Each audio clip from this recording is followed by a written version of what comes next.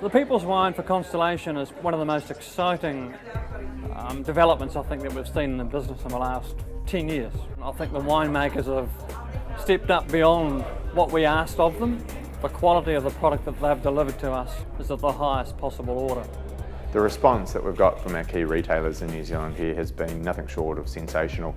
From the minute we went to them with the concept, we've had really great buy-in and excitement around the brand. The brand is so unique.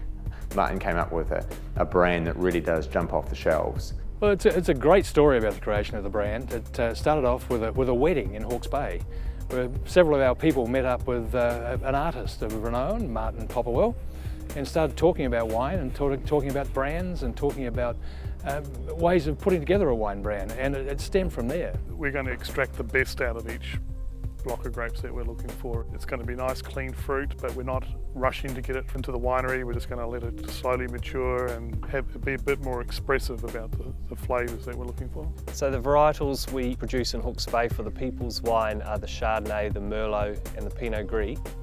The reason we chose to use Hawke's Bay fruit for those varietals is because Hawke's Bay produces fruit which is a great expression of the varietal characters of each of those varieties. For Sauvignon Blanc for the Peoples, we think the Awatere is the ideal place to grow grapes. We don't have the high peaks in the middle of the day during summer, and we don't have the extreme cools at night, so we're getting a very slow ripening period that delivers the flavours that are very special to the People's Wine.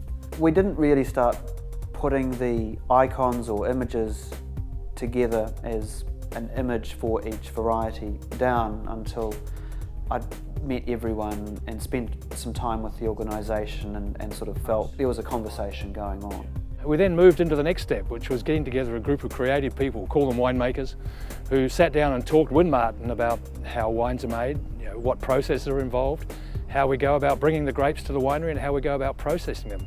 And Martin, being Martin, was listening to every bit of this, started scribbling things down, started working with concepts, and the lunch went a long time. It started off to be a half-an-hour lunch, ended up being a 2-hour lunch, but we got a lot of fun out of it. It was clear that one way to make the text stand out is to put something that's not text at the bottom.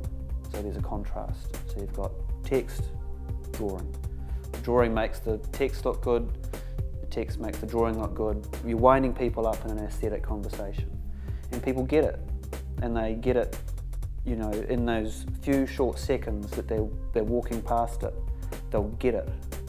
That there's something kind of unusual sitting on the shelf there because it's dancing in a way that nothing else is dancing. It happened very quickly. It was a brand that came from a concept to actuality within a very, very short period of time.